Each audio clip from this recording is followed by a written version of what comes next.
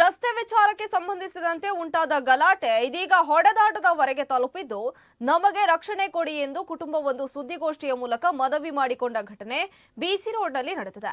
ದಕ್ಷಿಣ ಕನ್ನಡ ಜಿಲ್ಲಾ ದಲಿತ ಸೇವಾ ಸಮಿತಿ ವಿಟ್ಲ ಇದರ ಸ್ಥಾಪಕ ಅಧ್ಯಕ್ಷ ಸೇಸಪ್ಪ ಬೆದ್ರಕಾಡು ಅವರು ಕುಟುಂಬದ ಪರವಾಗಿ ಬಿಸಿ ರೋಡ್ನ ಪ್ರೆಸ್ ಕ್ಲಬ್ನಲ್ಲಿ ಕರೆದ ಸುದ್ದಿಗೋಷ್ಠಿಯಲ್ಲಿ ಮಾತನಾಡಿ, ಸುಣ್ಣಂಗಳ ನಾಗರಾಜ ಮತ್ತು ಸುರೇಶ್ ನಾಯ್ಕ ಕುಟುಂಬಕ್ಕೆ ರಕ್ಷಣೆ ಒದಗಿಸುವಂತೆ ಕೇಳಿಕೊಂಡಿದ್ದಾರೆ. ಇನ್ನು ಬಂಟ್ವಾಳ ತಾಲೂಕಿನ ಪುಣಚ ಗ್ರಾಮದ ಸುಣ್ಣಂಗಳ ನಾಗರಾಜ ಮತ್ತು ರಾಮಣ್ಣ ನಾಯ್ಕ ಕುಟುಂಬಗಳ ನಡುವೆ ರಸ್ತೆ ವಿಚಾರಕ್ಕೆ ಸಂಬಂಧಿಸಿದಂತೆ ಪುತ್ತೂರು ತಾಲೂಕಿನ ಗಿರಿಧರ ನಾಯ್ಕ ಎಂಬವರು ಮಧ್ಯಪ್ರವೇಶ ಮಾಡಿ ಅಕ್ರಮ ಕೂಟ ಕಟ್ಟಿಕೊಂಡು ಮನೆಗೆ ನುಗ್ಗಿ ಹಲ್ಲೆ ನಡೆಸಿದ್ದಾರೆ ಮತ್ತು ಜೀವ ಬೆದರಿಕೆ ಕೂಡ ಒಡ್ಡಿದ್ದಾರೆ ಎಂದು ಅವರು ದೂರಿದ್ದಾರೆ.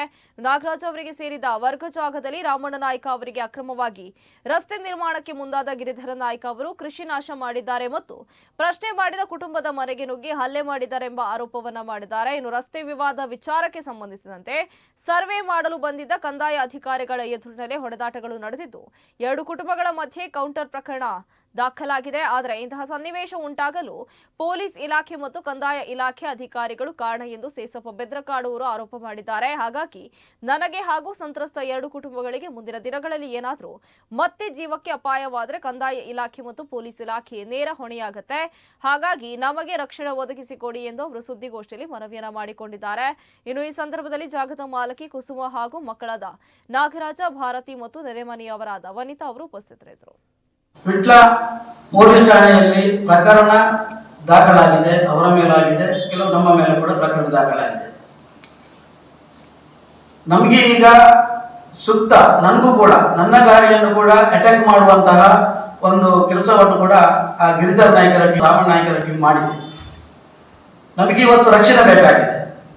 ನಾವು ಮಾಧ್ಯಮದವರ ಮೂಲಕ ಮನವಿ ಮಾಡೋದೇನಂತ ಹೇಳಿದ್ರೆ, ನಮ್ಮ ಜೀವಕ್ಕೆ ಮತ್ತು ಆ ಕುಟುಂಬಕ್ಕೆ ಏನಾದರೂ ಹಲ್ಲೆಗಳು ಅಥವಾ ಅಪಾಯವಾಗುವಂತಹ ವಿಚಾರಗಳು ಏನಾದರೂ ನಡೆದಲ್ಲಿ ಅದಕ್ಕೆ ರಾಮನಾಯ್ಕರ ಮನೆಯವರು ಮತ್ತು ಗಿರಿಧರ್ ನಾಯ್ಕರವರು ಮತ್ತು ವಿಟ್ಲ ಪೊಲೀಸ್ ಠಾಣೆ ಮತ್ತು ಕಂದಾಯ ಇಲಾಖೆಯ ಕಾರಣ ಅಂತ ಹೇಳಲಿಕ್ಕೆ ನಾನು ಮಾಧ್ಯಮದ ಮೂಲಕ ಒತ್ತಾಯವನ್ನು ಮಾಡ್ತಿದ್ದೇನೆ.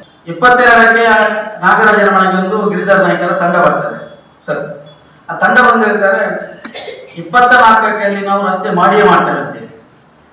23ಕ್ಕೆ ರಾಮನಾಯ್ಕರ ಮೇಲೆ ನಾಗರಾಜರು ವಿಟ್ಲ ಠಾಣೆ ಕಂಪ್ಲೇಂಟ್ ಬರ್ತಾರೆ. ಅವರು ನಮ್ಮ ವರ್ಗ ಜಾಗ ಅಕ್ರಮ ಪ್ರವೇಶ ಮಾಡುವ ಲಕ್ಷಣ ಇದೆ, ನಮಗೆ ಭದ್ರತೆ ಬೇಕಂತೇಳಿ ಪೊಲೀಸ್ನವರು ಅವರನ್ನು ಕರೆದು, ನೀವು ಯಾವುದೇ ಕಾರಣಕ್ಕೂ ರಸ್ತೆ ಮಾಡಬಾರ್ದು, ಏನಿದ್ರು ಕೂಡ ಕಂದಾಯ ಇಲಾಖೆ ಪಂಚಾಯತ್ ಮಾಡಬೇಕು, ನೀವು ಯಾವುದೇ ಸಂಘರ್ಷ ಮಾಡಬಾರ್ದು ಅಂತೇಳಿ ಅವರಿಗೆ ಒಂದು ಮುಚ್ಚಲಿಗೆ ತಿಳ್ಕೊಳ್ತಾರೆ. ಆದರೂ ಕೂಡ 24ಕ್ಕೆ ಬಂದು ರಸ್ತೆ ಮಾಡೇ ಮಾಡ್ತಾರೆ, ರಸ್ತೆಯನ್ನು ಮಾಡೇ ಮಾಡ್ತಾರೆ. ಆ ನಂತರ 9 ತಾರೀಕಿಗೆ ಆಮೇಲೆ ಅವರ ಮೇಲೆ ಪ್ರಕರಣ ದಾಖಲಾಗ್ತದೆ, ಎಫ್ಐಆರ್ ಕೊಟ್ಟಿದೆ. ಆ ನಂತರ ನಾವು 9 ತಾರೀಕಿಗೆ ಇವರು ಪುನಃ ವರ್ಗ ಜಾಗದ ರಸ್ತೆಯನ್ನು ಬಂದ್ ಮಾಡ್ತಾರೆ. ನನ್ನ ಗಾಡಿಗೆ ನಾನು ಅಲ್ಲಿ ಸ್ವಲ್ಪ ಚರ್ಚೆಗಳಾಯಿತು, ಮತ್ತೆ ಸ್ವಲ್ಪ ನಾವು ಆಚೆ ಈಚೆ ದೂಡುವಾಗ